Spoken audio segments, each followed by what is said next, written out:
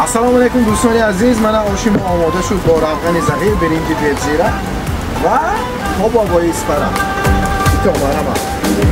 رفتم از آغوش گرمش یادی من درد همان بچگی و خنده و فریادی من درد همان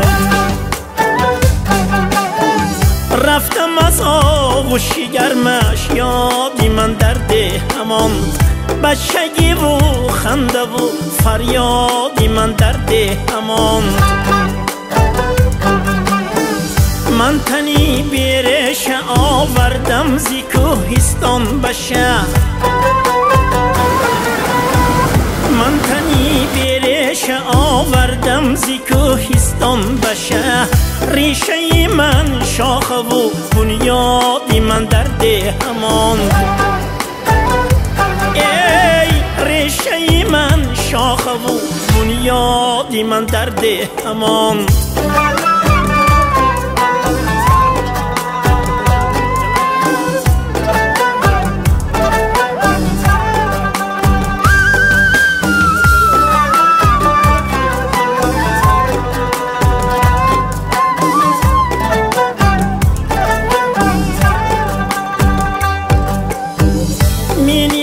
در کوچه های شهر پا با احتیاط